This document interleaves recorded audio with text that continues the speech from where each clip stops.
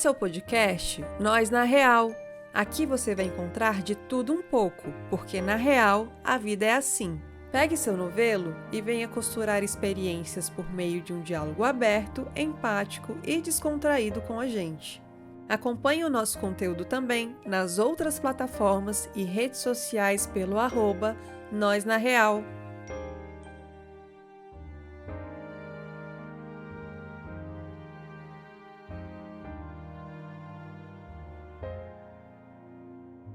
Oiê, estou aqui com as minhas parceiras Rai Oi, oi, gente. e Marcelitia Oi, oi! para mais um episódio do Nós na Real. E esse é um episódio um pouquinho diferente do que costumamos fazer. Vamos falar da vida e dos desafios reais que envolvem a psicologia clínica. Se você não é psicólogo ou psicóloga, não se preocupe. Acho que vai ser bem legal você ouvir sobre esses nós que vivenciamos diariamente. Mas se você é da área, aí já pega seu novelo, porque tem muita coisa para costurarmos juntos. Sim, falaremos de alguns dos perrengues, dos desafios, dos bastidores do nosso dia a dia, muito além do que se vê numa tela de atendimento online ou numa sala de consultório. Nós empreendemos, estudamos, fazemos a parte administrativa, burocrática, financeira, comercial, marketing e tantas outras coisas que eu vou te falar. Cansei só de listar. Isso sem contar que muitas vezes também damos aulas, palestras, cursos, consultorias além da clínica. Então vamos lá, vamos falar sobre isso. Meninas, a primeira coisa que eu queria perguntar para vocês é se vocês conseguem escolher o maior desafio na atuação de vocês como psis. Atualmente, né? Se fosse para tirar uma foto do momento presente, eu realmente entro com um desafio que é ter a sensação de falta de tempo e estabelecer as prioridades, né? Como Jéssica colocou, eu acabei ao longo da trajetória dentro da psicologia, ramificando as minhas áreas de atuação. E hoje, né, eu não só atendo, como também ensino, e acompanho alguns psicólogos e psicólogas no processo do desenvolvimento, tanto da carreira quanto dos atendimentos. E muitas vezes me falta tempo. Acaba sendo tudo prioridade. Todos estão sofrendo de alguma maneira que eu entre em contato. Então, esse é o meu maior desafio atual. Eu acho que um que eu acho importante falar, né, é a solidão e às vezes a insegurança que a gente vive dentro da clínica, né? Não deixa de ser uma carreira bem solitária, porque é a gente com a pessoa na nossa frente. Pode chamar de cliente, paciente, terapeutizando, né, como vocês preferirem. Mas é a gente com essa pessoa, sozinhos ali. E por muitas vezes, quando a gente vai fazer uma intervenção, quando a gente vai fazer uma escuta, né?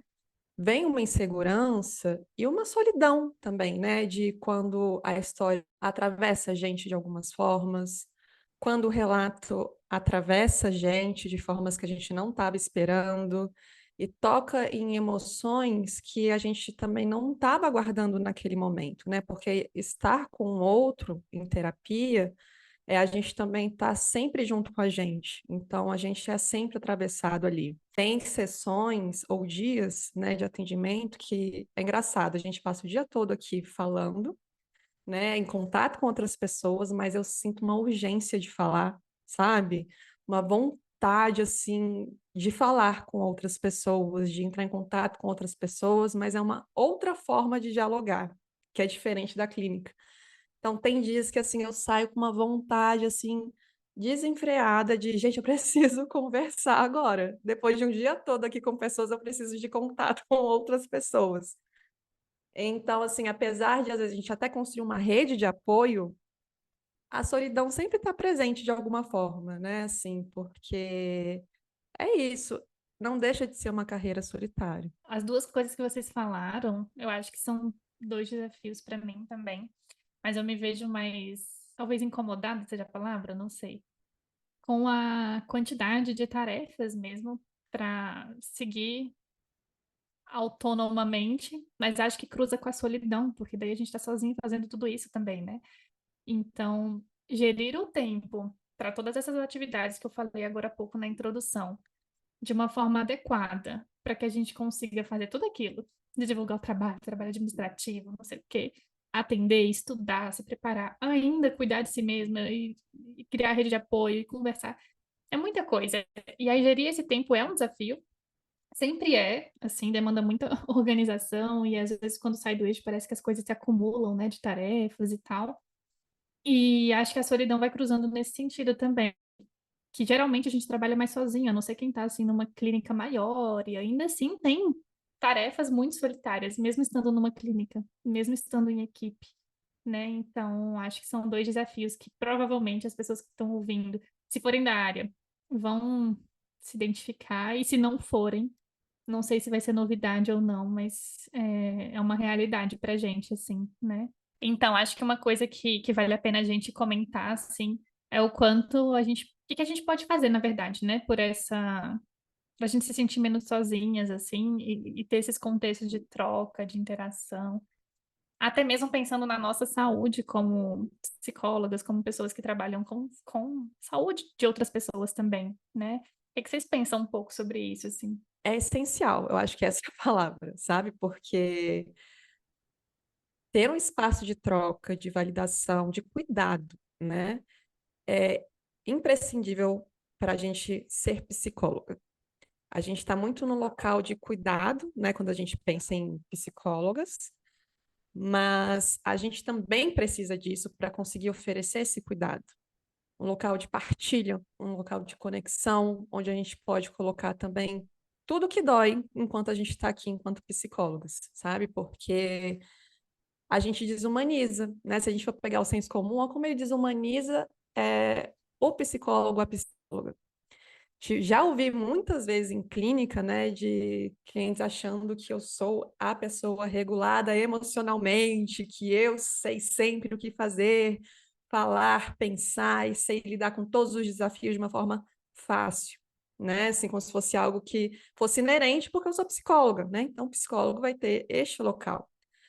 Só que aí a gente esquece que psicólogo é gente, são pessoinhas também que sentem que têm desafios, que têm dificuldades, que vão desregular, sim, emocionalmente, que vão ter momentos de ruminação, de ansiedade, de raiva, que vai ser inassertivo em diversos momentos. Então, assim, é importante a gente se encontrar em locais reais de validação, porque a gente vê um pouco de humanidade também ali com o outro e no outro, né? Assim, de uau, aqui também essa pessoa compartilha algo parecido comigo.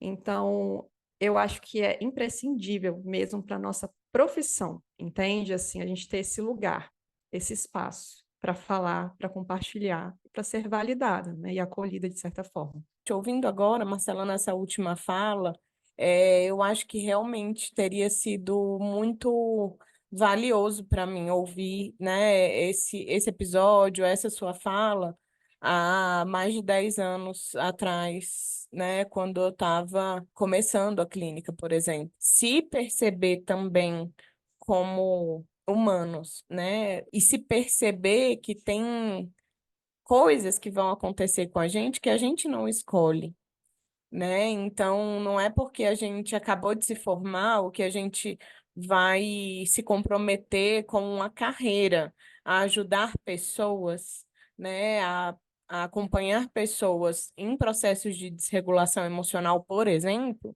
que a gente não vai ter esses lugares. O que vai diferenciar é o que está no nosso controle.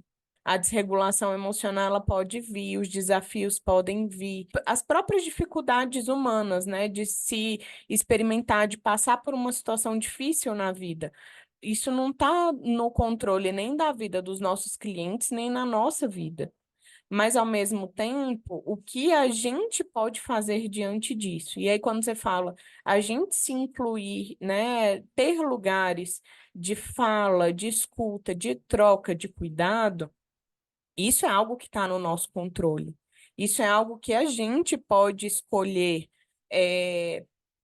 dar passos em direção a isso. e que realmente estar nesses ambientes, nesses contextos, faz sim diferença para a gente tanto se humanizar, né, se colocar como gente, como também se acolher e perceber que nós não somos os únicos, as únicas, né?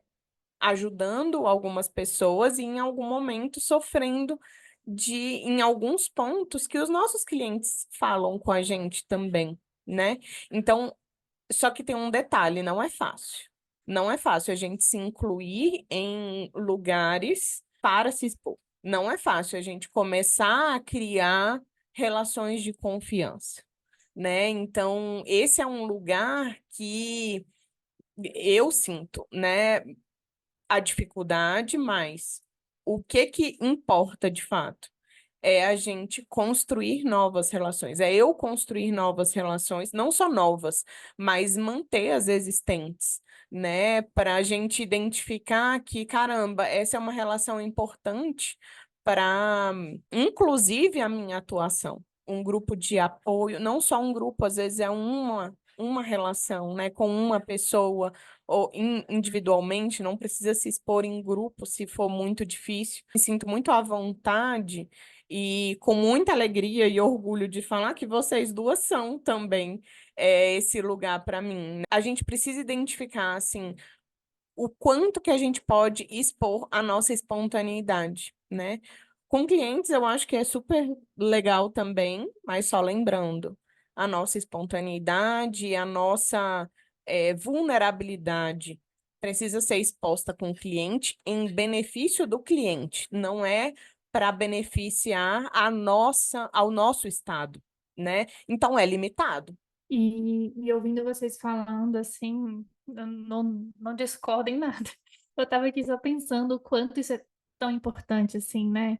A Rai mencionou sobre a nossa relação aqui de nós três. E aí eu lembrei agora, de momentos atrás, antes da reunião, antes da gravação, na verdade.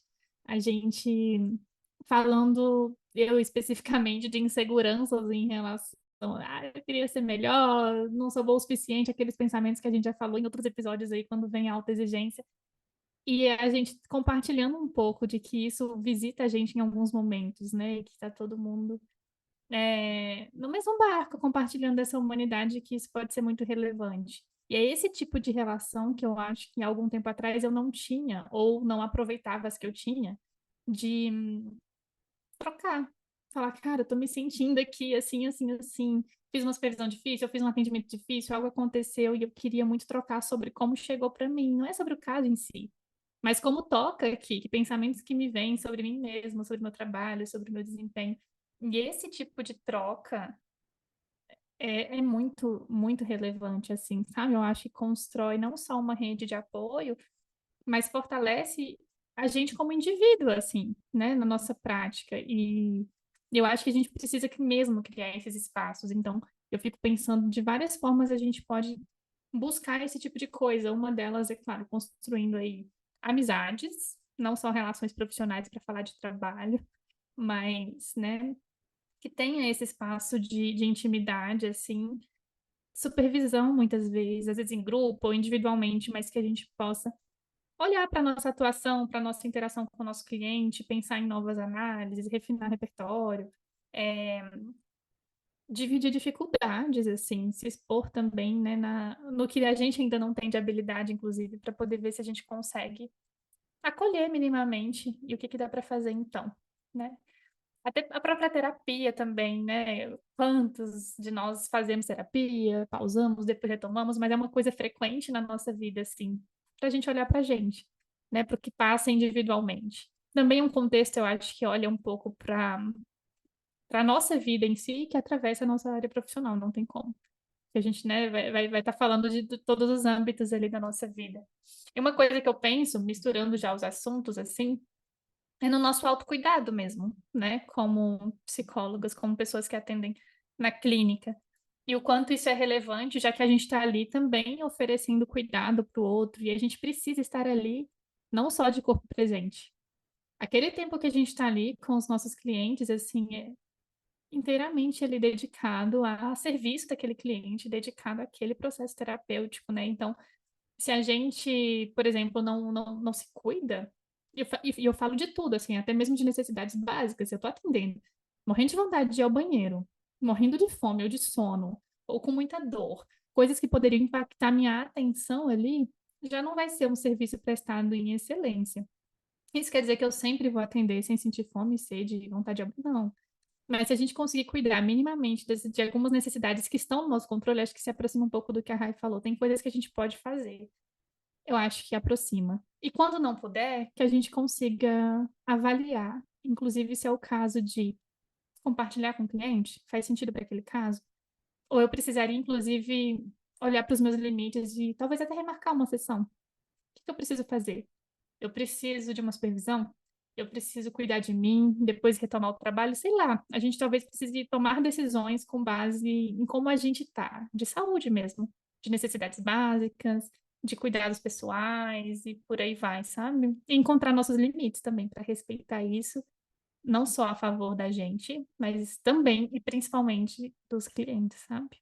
Eu acho e experiencio que o autocuidado realmente é uma palavra que por trás tem muitos comportamentos, assim como o autoconhecimento, né? Uma palavra que parece que é uma coisa, quem tem, tem, quem não tem, não tem, mas não é uma coisa, né? É uma série de comportamentos que a gente precisa desenvolver, treinar e exercitar diariamente. Então, assim, muitas vezes a carreira, os clientes, os professores, qualquer pessoa que estiver do nosso lado ao longo do nosso desenvolvimento como psicólogos, pode estimular um caminho na contramão de autocuidado. E aí não tem outra pessoa para alertar a gente em relação ao autocuidado, ao que é autocuidado para nós mesmos, para nós mesmas, senão a gente. Não tem como terceirizar isso. Por mais que alguém me coloque como supervisora, como professora, como aqui, né, numa conversa com vocês, e eu levante a bandeirinha do autocuidado, mas só a gente, só você aí do outro lado pode estabelecer, não, esse é um momento que eu preciso fazer por mim. E muitas vezes as pessoas vão guiar a gente por um caminho de adoecimento na contramão do autocuidado, sem querer, sem ser de propósito, sem ser, né, uma pessoa má, né? Mas é nosso papel, é nossa responsabilidade, não tem como terceirizar a nossa voz e o nosso limite de eu faço até aqui, eu vou até aqui em prol do meu autocuidado. Se a gente não tiver um treino, né, um hábito mesmo de desenvolver uma percepção de como a gente está e do que a gente está precisando agora, seja em prol da nossa carreira, seja em prol da nossa saúde, seja em prol, né, do nosso melhor desenvolvimento, a gente corre o risco não só de estar fazendo mal a gente, como a quem a gente está atendendo.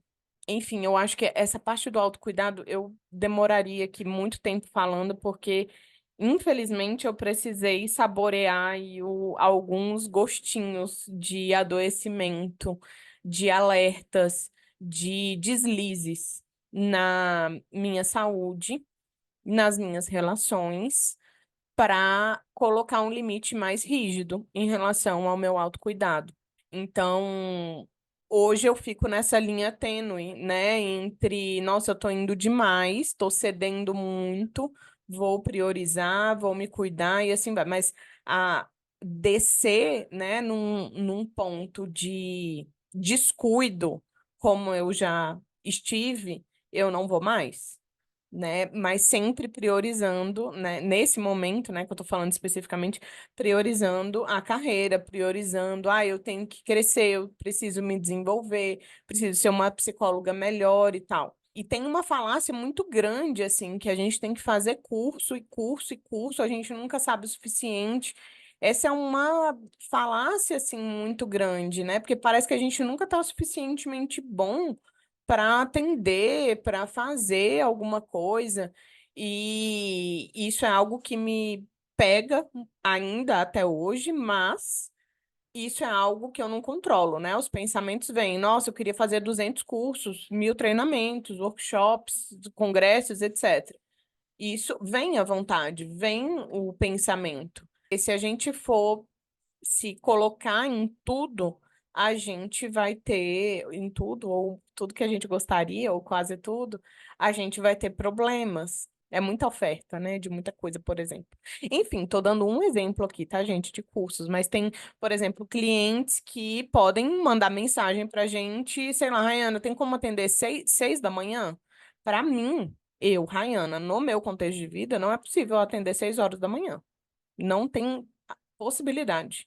Nunca tentei, mas 7 horas da manhã já foi possível e eu falei, não, não dá. Experimentei o gostinho e não, não tem como. Faz sentido isso para vocês? Então tem vários estímulos, várias iscas, várias armadilhas que a gente pode se envolvendo porque as pessoas não vão falar em nome do nosso autocuidado. Só quem pode fazer isso é a gente. Faz super sentido e me fez pensar aqui muito sobre o meu primeiro ano como psicóloga, né? Que eu acho que foi um ano que eu ou adoeci ou quase adoeci, né? Porque eu me vi passando os limites muitos momentos, assim, do tipo. Tem muito a ver, né, antes de entrar no que aconteceu, né? É pensar que eu queria muito virar psicóloga. Era tipo um sonho muito grande virar psicóloga. Então, quando eu consegui o meu diploma, consegui o CRP e tudo mais, antes desse processo, eu já estava me organizando administrativamente, né? Tipo, o que que eu tenho que fazer, quais são, o que que eu tenho que conseguir para me organizar aqui para conseguir dar o próximo passo, atender direitinho, quais registros eu tenho que ter, né? Tudo sendo pesquisado. E eu lembro que no primeiro momento já, logo depois da minha colação, me senti sobrecarregada, porque eu percebi, nossa, é muita coisa, é muito mais do que eu pensava que era, né? Assim, eu sabia e não sabia, né? Aquela coisa de eu sei, mas não sei. Me falaram, mas não me falaram tudo, né? Compartilharam, mas só uma parte. E aí, no início, eu já me senti muito sobrecarregada.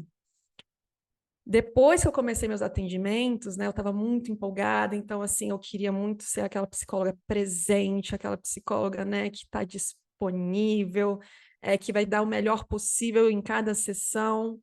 Só que aí eu esquecia que para isso acontecer, eu precisava me cuidar também.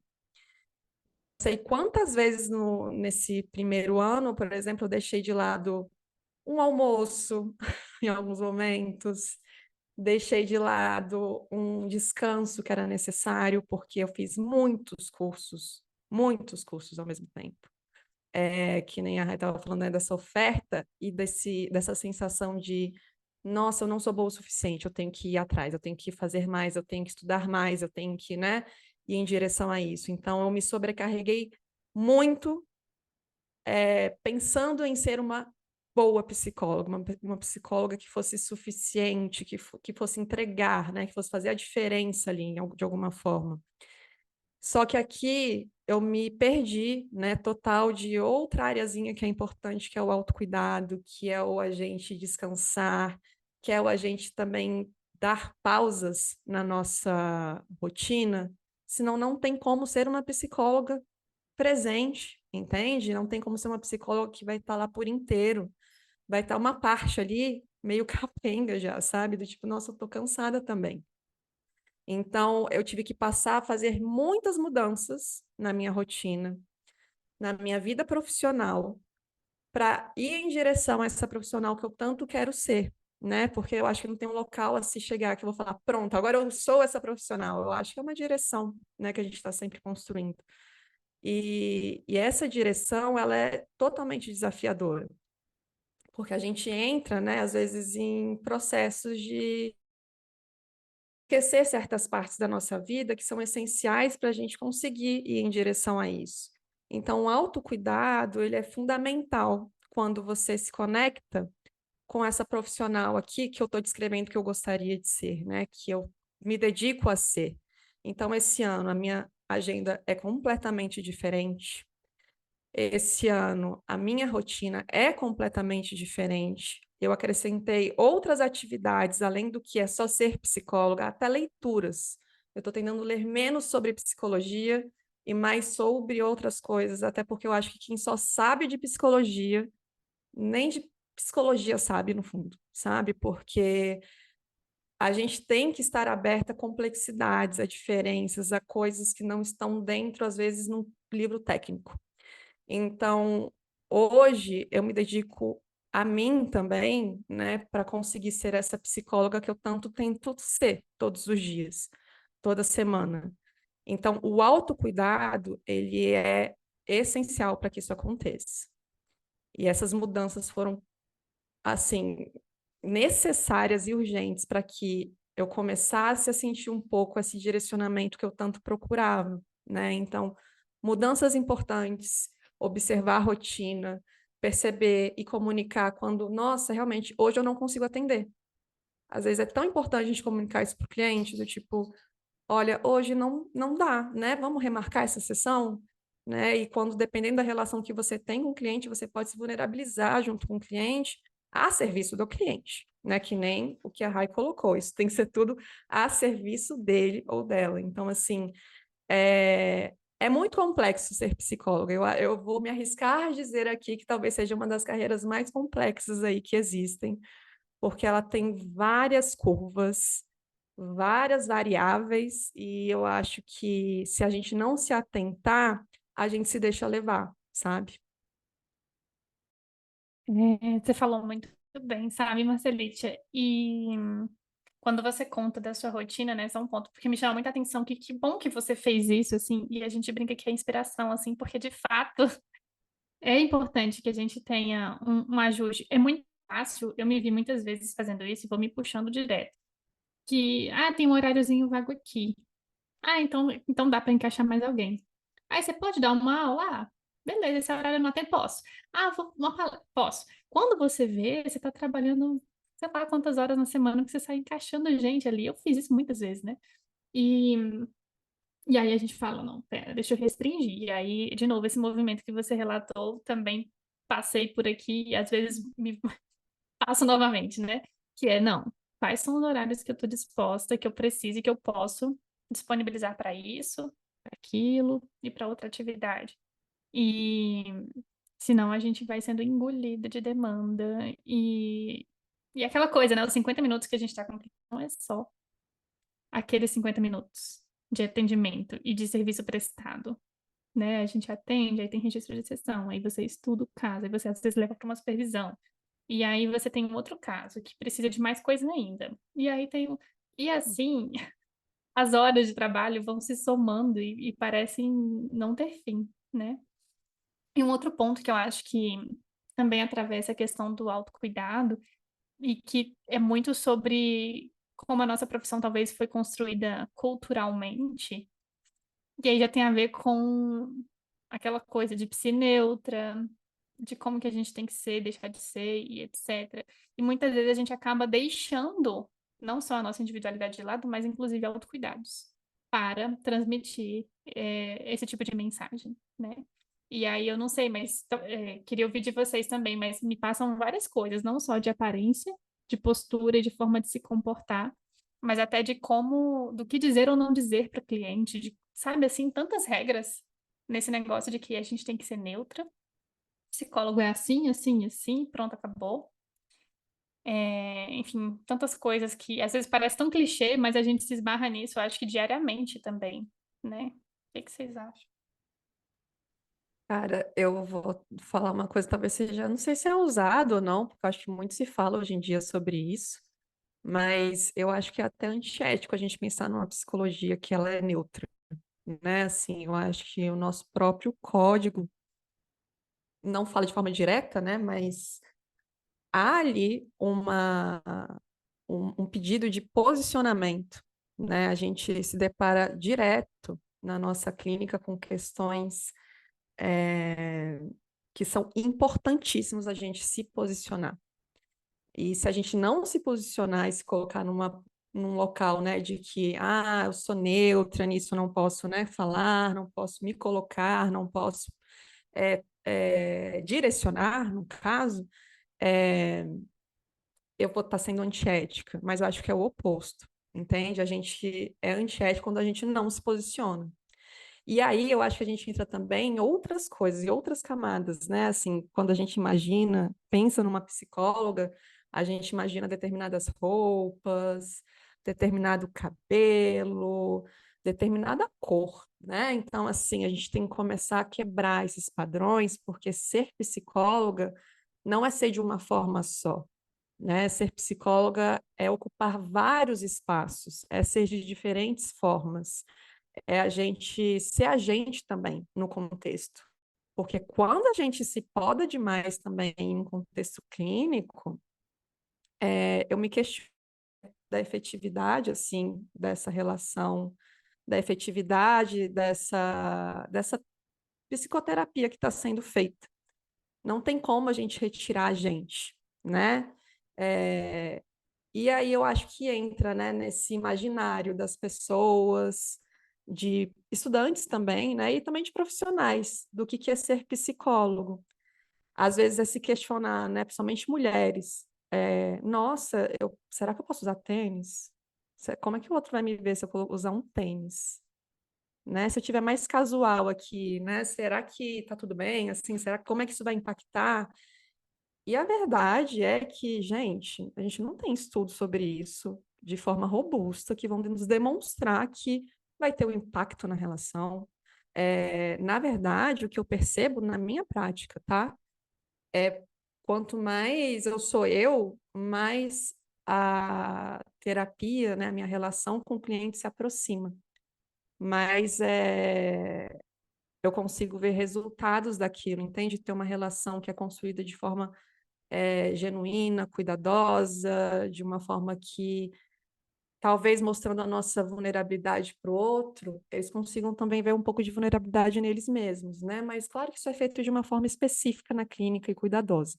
Mas o que eu quero chegar é, quando a gente se desprende do que a gente é, a gente tem que começar a se questionar que tipo de psicologia que eu estou aqui exercendo nesse momento, entende? Eu acho que são várias camadas essa pergunta, porque envolve tanto o que as pessoas imaginam do que é ser psicólogo e também do que é ser psicólogo dentro da clínica quando a gente se depara com, por exemplo, situações de violência, com situações de abuso, e como é que a gente vai se posicionar enquanto profissionais diante daquilo. Então, uma psicologia neutra, para mim, é uma psicologia que está morta.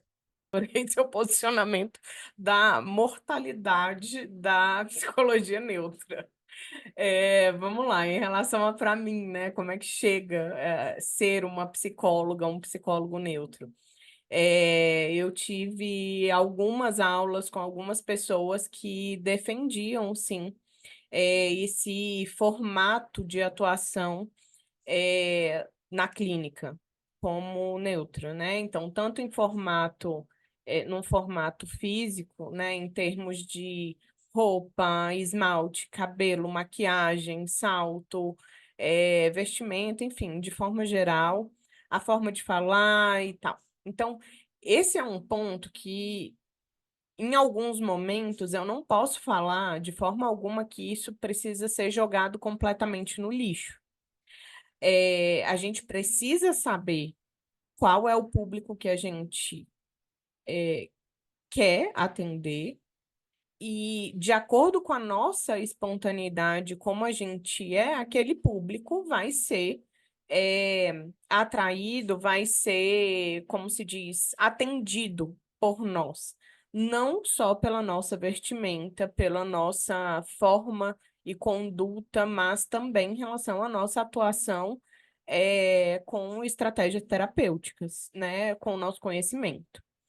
É, Essa parte da neutralidade também envolve expressões faciais, enfim. Só que isso, gente, eu acho que a gente não pode confundir o que é uma psicologia e uma forma de estar num consultório neutro, né, que se abarca um público muito maior, em que muitas pessoas vão acabar sendo atendidas, né, por uma forma que eu estiver vestida, se a tatuagem vai aparecer ou não, se o piercing está aparecendo ou não, e assim vai.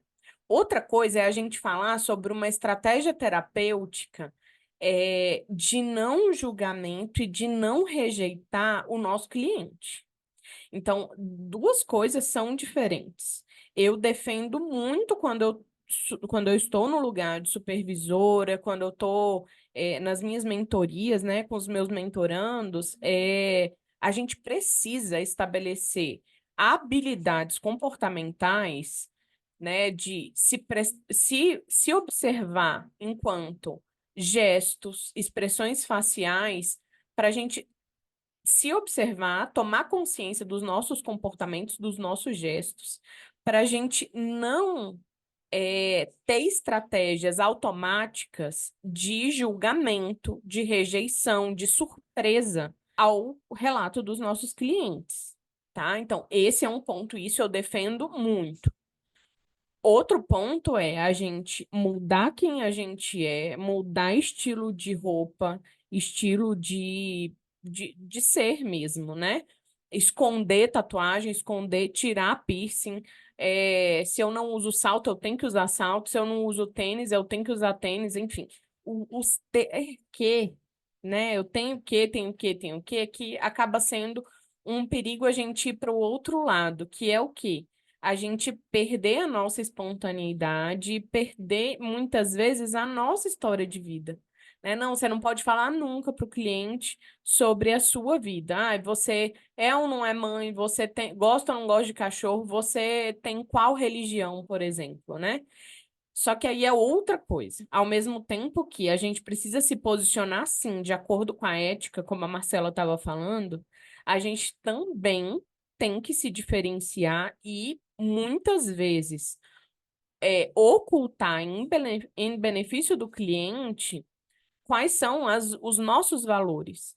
Em consultório, gente, a gente não precisa, nem tem que colocar nossos valores de vida para os clientes, né? Aceitarem para os clientes, porque nós estabelecemos, isso é dado, né? Não é a gente que coloca, eu não quero ter uma hierarquia com o meu cliente, beleza? Mas mesmo a gente não querendo, a gente tem um posicionamento diferente. A gente é um profissional, e ele está buscando o nosso serviço. Então, isso já coloca numa postura diferenciada naturalmente, não é a gente que se impõe numa hierarquia diferenciada.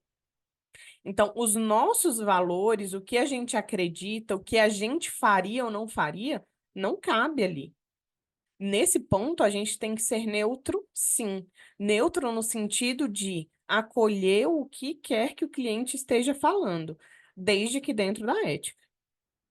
Então, assim, a gente precisa, primeiro, ter conhecimento do código de ética de forma clara.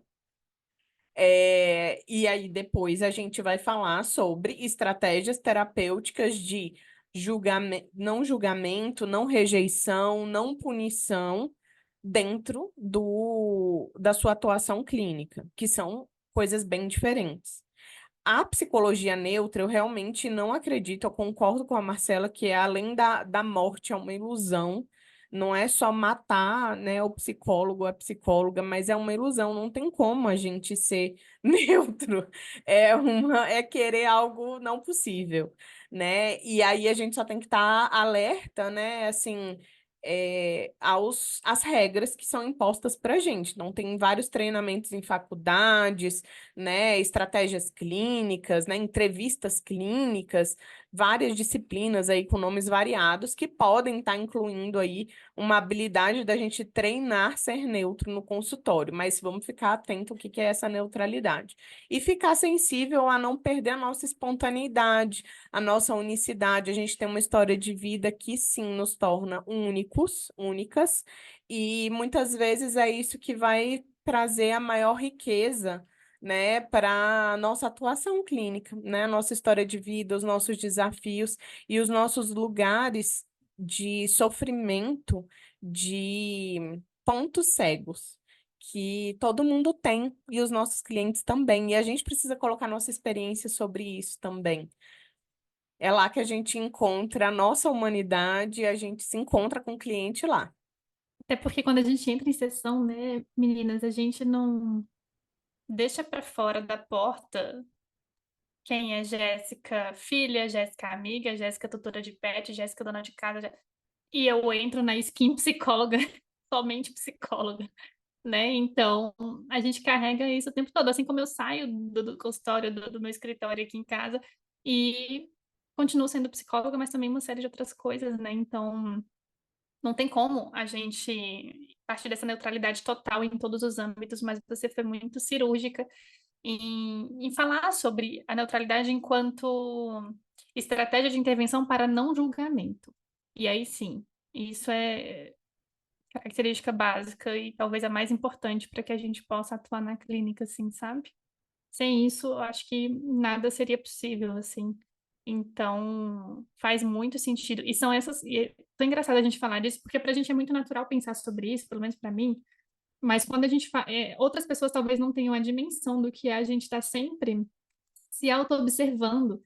Que gesto que eu fiz, a feição que eu tive aqui na sessão, meu tom de voz, as palavras que eu usei, a velocidade em que eu falei, a forma como eu me senti, o quanto isso pode ter impactado no relato do cliente. Foi em benefício dele? Será que fiz besteira? Será que deveria ter sido de outra forma? E a gente está sempre analisando o nosso próprio comportamento como terapeutas, tanto o comportamento, assim, como eu disse, de gestual, né? Como também o que a gente diz e como a gente acolhe o que é dito para a gente, enfim, tudo isso entra em análise, né? Para a gente poder oferecer o nosso serviço, assim, o quanto não é só o comportamento do cliente que apareceu ali para a gente, é o nosso e também o da relação. Então, são minimamente essas três coisas que acontecem a todo momento, assim. E, e aí eu já começo a pensar, e foi um pouquinho do que você trouxe também, Rai, que é a pessoa procurou a gente pelo nosso serviço, assim. E é isso, é um serviço, é um negócio. Nós estudamos muito para atender, não só os 5 anos de graduação. A gente falou aí do quanto a gente faz cursos e mais cursos, do quanto a gente investe em supervisão, em terapia, em autocuidado, e que a gente isso, e tem um monte de tarefas além do atendimento. É um serviço muito valioso em vários níveis, assim. E é tão fácil a gente também ouvir que talvez a gente deveria estar trabalhando por amor, ou que é o tipo de trabalho que não deveriam se pagar para ser ouvido, como se fosse só o nosso trabalho ouvir. Não é só isso, né? Quanta coisa a gente precisa aprender para estar ali e ouvindo, mas também intervindo, analisando e propondo, acompanhando mudanças, acompanhando processos, histórias. É muita responsabilidade assim no nosso trabalho e o quanto a gente investe nisso assim também, sabe? Eu fico só pensando nisso, o quanto, sendo muito repetitiva, né? Mas o quanto a sociedade muitas vezes construiu esse tipo de visão acerca da psicologia, acerca do nosso trabalho, e muitas vezes ainda está ali grudada, enraizada em muitas das falas que a gente escuta. E por outro lado, eu vejo muitas vezes a gente, mais recentemente, assim, lutando para que a gente seja visto mesmo como profissionais que prestam serviço. Isso é um negócio e muitas vezes é um negócio, inclusive, caro, né? Pensando em preço. E mas é porque, de fato, não é qualquer serviço e não é voluntário. Apesar de a gente poder abrir espaço na agenda para atendimento social, eu acho que tem sim um papel importante. Eu acho que a gente consegue propor uma série de outros serviços para atingir outras camadas da sociedade que não podem pagar pela terapia individual, por exemplo, no valor completo, no preço cheio, digamos assim, mas não deixa de ser um serviço. A gente precisa olhar para isso como um serviço a ser prestado, sabe? Tem um olhar comercial por trás, não tem como a gente fugir disso. Cara, é isso, é um trabalho, sabe? E é um trabalho que dá muito trabalho. E é isso que as pessoas não veem, eu acho, né? Essa parte invisível do trabalho da psicóloga. Porque o que vem é a gente sentada na frente, parecendo que é uma conversa, né? Às vezes até, e as pessoas até não percebem, talvez, mas esse diálogo, ele é um diálogo que tem um sentido, tem toda uma análise por trás, todo um processo de pensamento por trás, que foi feito através de formulação de caso, de uma análise, de buscar informações, de várias coisas que a pessoa às vezes não percebe porque parece realmente uma conversa, né? Um diálogo que a gente está ali tendo com a pessoa. Só que é uma conversa que demanda muito estudo, muita preparação. Isso não é visto. Exato, isso é um trabalho invisível, né? O que vem é a gente sentado na frente, né? Ali. O por trás ninguém vê, né? Evolução de prontuário, relato de caso, supervisão, cursos e mais cursos, estudar artigos científicos quando a gente se depara com algo que a gente está com uma dúvida, quer de saber mais como intervir, o que posso utilizar nesse processo, o que vai ser mais efetivo aqui, o que não vai ser. O tempo todo está se atualizando, porque a psicologia está o tempo todo em movimento também, várias coisas são descobertas, então, é um processo que demanda muito trabalho. Mas esse muito trabalho não é visto, né? Esse muito trabalho parece são só aqueles 50 minutos que você está na frente da pessoa. E, nossa, não é. Não é mesmo, né? Assim, demanda muitas horas de dedicação, de cuidado, de um processo que demanda tempo, energia e também principalmente, né, eu acho que eu já falei, mas uma dedicação do profissional. Mas é um trabalho invisível. E a gente tem que pagar as contas, né, gente? Ah, Além de tudo sim. isso, de todo esse investimento, de todo esse trabalho, a gente precisa, é o nosso sustento, é a nossa profissão. É com isso que a gente trabalha. Nosso dinheiro vem daí também. Então, eu acho que também precisamos ter esse olhar, assim, não basta a gente amar o que a gente faz. E de fato atender com amor, não por amor, mas com amor. Uhum. Mas tem outro lado, a nossa vida precisa acontecer para que a gente consiga atender. Seria lindo, né, se a gente tivesse lá no nosso CPF, CNPJ, assim, é psicóloga clínica, então atende por amor, então tá isento de impostos, então não precisa pagar aluguel, luz, financiamento, Seria ótimo. não precisa pagar absolutamente nada, né? E aí sim, envolveria a moeda, amor, dedicação e, enfim, paixão. Isso também é importante ter, sim, sem dúvida, é por amor também que a gente está ali. Mas infelizmente, né, a gente cobra, né? Não é também pela nossa somente por um desejo, por sermos mercadológicas, né? Vamos dizer assim. A gente está num sistema capitalista que, sim, a gente precisa monetizar esse serviço. Eu acho que essa é uma discussão, meninas, que não cabe somente para a psicologia, cabe também para toda a área de saúde, né? Então, é muito confundido, né, um profissional de saúde, uma profissional de saúde com esse lugar de amar e cuidar do próximo, né? Mas sabe que um profissional de saúde que eu acho que isso não acontece? O médico. Eu acho que não tem esse estigma que nem tem para psicólogo, que tem que é colocado, sei lá, para uma outra carreira, tipo assistente social, algo, algo nesse sentido, sabe? O médico, não, todo mundo já vai com o pensamento assim, não, vai ser caro, né, o médico, e é isso. Você diz Com a o psi- sociedade, né? a sociedade, Ah, exato, a tá. sociedade em relação a essas profissões, entende? Porque tem uma valorização da medicina aí que é de décadas, lá de trás. Sim. Tem aí Tem um toda a status, né? história. A medicina tem um Exato. status. A psicologia, eu acho que ela está começando a ganhar um novo contorno agora. Ela está virando assim algo que é bem diferente de 10 anos atrás, né? Eu estou sentindo uma maior valorização da psicologia ultimamente, né? A psicologia está se posicionando de forma diferente aqui no Brasil. Eu estou falando contexto Brasil, tá? Então, assim, eu acho que ainda há essa colocação, né, do psicólogo, da psicóloga numa posição de trabalhar por amor, e muitas vezes ainda há questionamentos, né, do tipo, nossa, tá caro? Sim, o valor, né, envolve várias questões que você não está vendo nesse valor que eu estou colocando.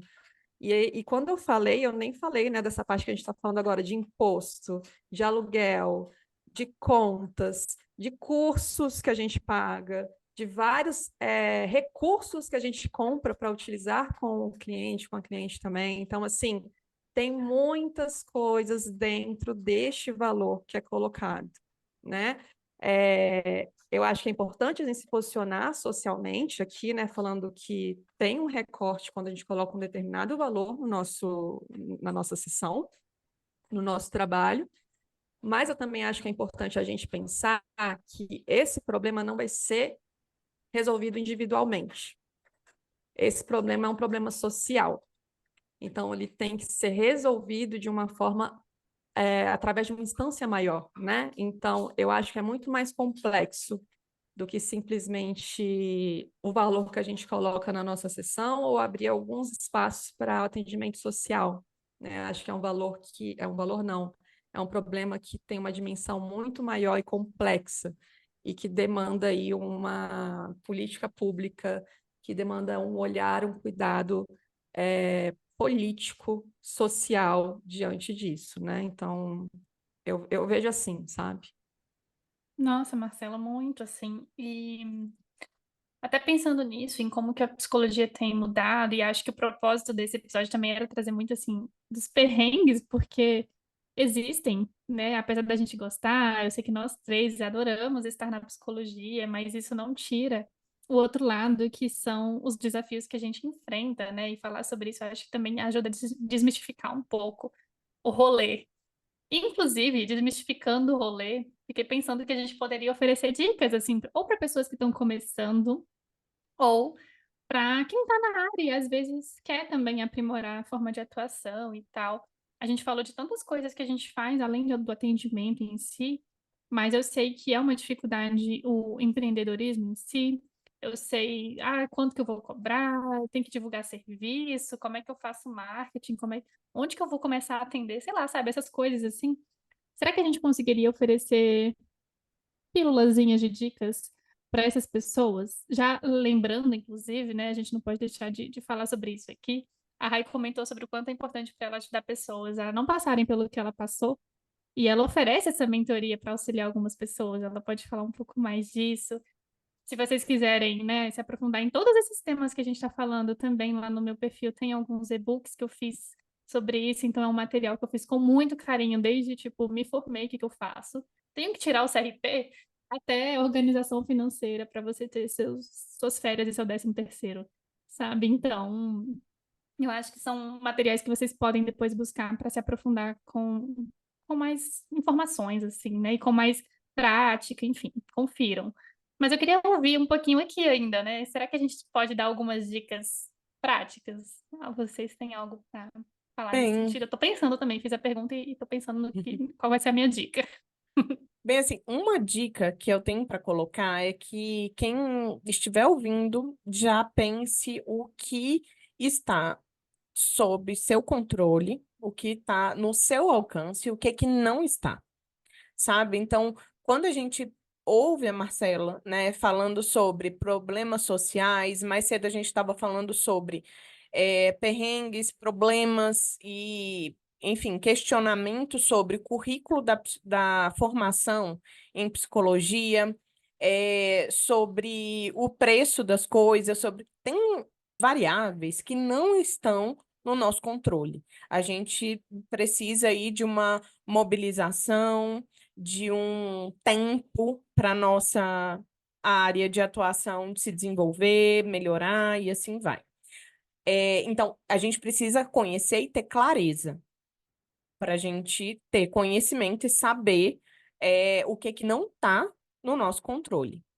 Mas tem outro lado, que é o que está no nosso controle, no nosso alcance, o que que a gente pode fazer na nossa atuação, quais são as nossas ações na nossa vida profissional e também na nossa vida pessoal, porque muito do que a gente faz na nossa vida pessoal influencia na nossa vida profissional.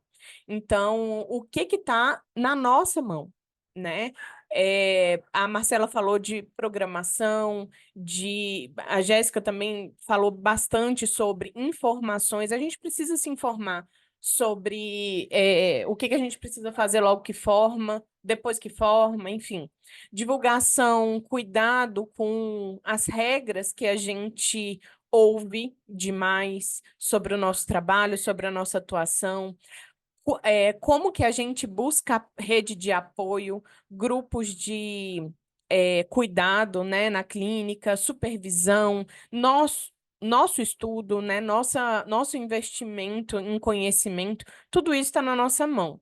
E lembrar que existem passos que estão ao nosso alcance que envolvem adoecimento, né? Então, algo que eu falo muito é a gente identificar como que está a nossa habilidade, nossos comportamentos, né? Sobre o que se descreve, o que é compaixão e autocompaixão, né? Sobre o sofrimento do outro e o nosso próprio sofrimento. Então, se fosse para dar realmente uma dica só, eu pediria para a gente separar o que está ao nosso controle, ao nosso alcance e o que não está. E o que tiver no nosso alcance, gente, vamos mirar com um passo de cada vez e com cuidado, para a gente repetir o que foi importante repetir. Assim, eu vou para um lado mais prático aqui, que me ajudou muito, né, enquanto eu estava no início, assim, me organizando, né, procurando orientações e tudo mais. Uma coisa que a gente esquece, gente, é que no próprio site do CRP tem muita informação legal. Tem muita orientação de como fazer as coisas, quais registros que eu preciso ter. Tem o contato para você entrar em contato, aquelas redundantes, né? Mas tem o contato lá para você tirar dúvidas, perguntar. Eles atendem por WhatsApp e por telefone, por e-mail também. Então, tem várias formas da gente se informar, né? Então, o primeiro site do CRP básico tem muita informação que a gente não sabe, né? Até alguns modelos de fazer declaração lá existe também. Então, tem orientações muito interessantes lá que vale a pena sempre dar uma olhada. Eu vou também aqui indicar um Instagram que eu gosto muito e que me ajudou muito no início da minha carreira, que foi o Contabilidade para PCs. Gente, tem posts que ajudam muito a gente, caso não possa comprar, né, fazer o serviço de contabilidade com eles, exatamente. Se não conseguir fazer o serviço de contabilidade, lá tem muita informação legal de quais são os impostos que a gente tem que pagar, como a gente se organiza, quais são os processos para registrar em cada um deles. Então, assim, é muito legal, cheio de informação e que orienta a gente a, tá, quais são os próximos passos, né? Todo aquele rolê de PJ ou pessoa física, tudo isso eles vão discutindo lá sempre. Então, é direcionado para psicólogas, o que eu acho muito legal, né? Porque dá aí um olhar mais cuidadoso para a gente, mais específico para a gente, né? Eu pensei nessas duas dicas aqui enquanto você estava falando. Ai, E enquanto vocês falavam, eu fui pensando qual seria a minha dica. Mas eu queria dar muitas. Ai, gente, vão lá nos e-books que eu falei pra vocês. Só isso que eu tenho pra dizer. Mas as dicas de verdade, eu acho que assim, perguntar para pessoas que já estão na área. Eu acho que tirar dúvida com outras pessoas que já passaram por isso pode ser um caminho, mas sem utilizar como regras inflexíveis, porque ainda assim a gente vai precisar adaptar para o nosso próprio jeito, né? E uma outra coisa, eu acho que vale muito a pena pesquisar um pouco sobre contabilidade de finanças, porque eu acho que a gente precisa disso, até porque muitas vezes a gente começa atendendo como pessoa física, às vezes demora um pouquinho para a gente poder pensar em CNPJ, é um outro rolê. Enquanto isso, você vai precisar manejar de forma um pouco mais autônoma. Então, pesquisar um pouco sobre isso para que você consiga se organizar ou entender que tipo de imposto você tem que pagar, para onde você tem que ir, o que é obrigatório e o que você pode fazer por você também. Pensando que a gente precisa se programar se a gente fizer férias, a gente tem oscilações de clientes na clínica, a gente pode querer fazer uma viagem um pouco mais cara, a gente pode querer ter um dinheiro a mais como se fosse um 13º salário, sei lá, a gente precisa se programar para aposentadoria, sabe? Para se a gente adoecer. Enfim, tem uma série de situações que eu acho que envolvem esse planejamento financeiro e que é um desafio. Até hoje eu me volto para essa organização constantemente. Eu acho que é algo para nunca deixar, nunca abrir mão, na verdade. Então, minha dica é estudar um pouquinho sobre isso e perguntar para as pessoas. Se você não souber, pesquisa. Esse Instagram que a Marcela falou, fala muito da contabilidade, de psis, mesmo enquanto pessoa física ainda, enfim, então já pode ser um ponto de partida, assim, para ter as primeiras informações. E a segunda dica é nunca, nunca, nunca deixe de voltar e consultar o código de ética e se preocupar com a ética no seu trabalho, porque eu acho que isso aumenta as chances de você desenvolver um trabalho respeitoso, cuidadoso, acolhedor, sem julgamento. E a chance de você conseguir intervir adequadamente com isso já aumenta, a satisfação do cliente também. Daqui a pouco ele te indica para alguém, eu acho que a ética vai levando para vários outros caminhos, assim. Então, parece óbvio, mas para mim eu acho que é algo assim muito relevante. Então, seriam essas as minhas dicas. Inclusive, queria também que a gente falasse rapidamente, assim, só de outras possibilidades, né? A gente falou de psiclínica, mas a gente pode oferecer outros produtos e outros serviços como psicólogas. E eu acho que cada uma pode dar aí as dicas, falar o que faz, o que deixa de fazer, mas assim, por exemplo, eu atendo, eu dou visão, aula, e aí a gente pode dar palestra. Eu tenho os e-books que eu falei para vocês, que aí já são produtos específicos, né, que estão ali funcionando sem que eu tenha que dedicar semanalmente tempo para aquilo, como nos atendimentos. E eu falo isso porque, além da clínica, né, as coisas que a gente faz, elas podem não só ser rentáveis para a gente também, a gente pode chegar em outros lugares para as pessoas que a gente mencionou que podem não ter acesso à terapia ou a informações específicas que a gente pode oferecer. E a gente pode divulgar nosso trabalho também. Eu acho que tem tantas funções assim, né?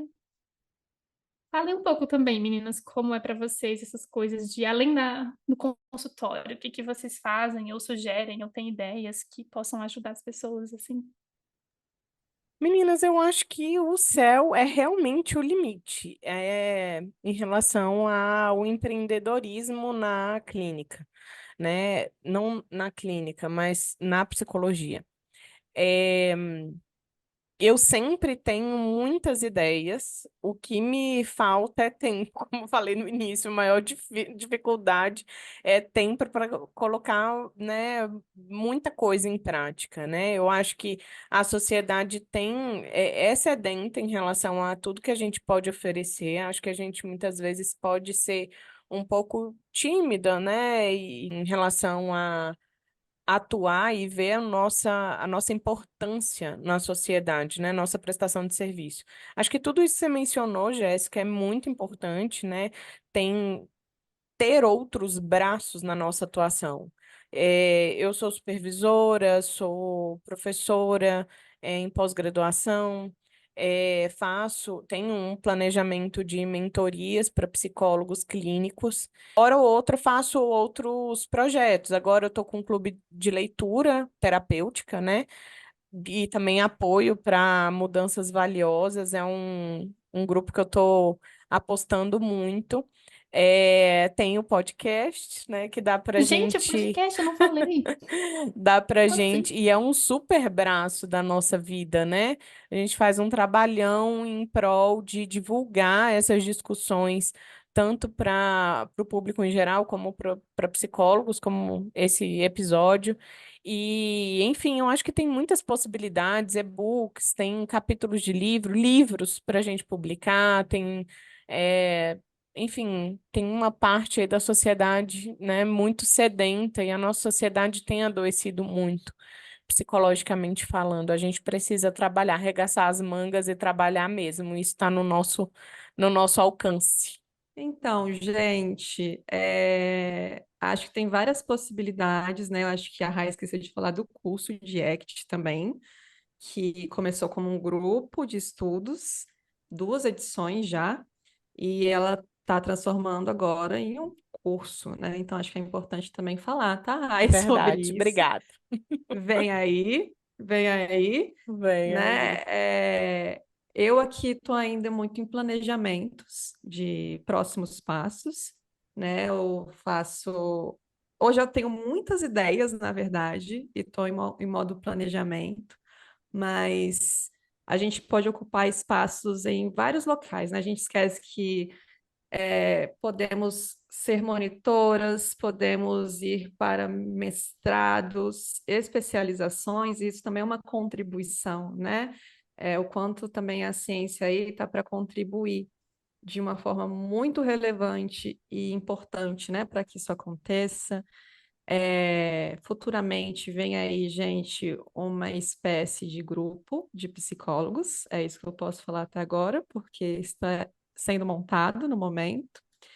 E eu acho que a gente pensar, né, que temos possibilidades de sair da clínica um pouquinho também, né? Psicologia não é só psicologia clínica, nós temos vários locais que a gente pode ocupar e vários projetos que a gente pode colocar para frente, né? Então é talvez sair um pouquinho da caixinha e começar a experimentar, explorar outros lugares também.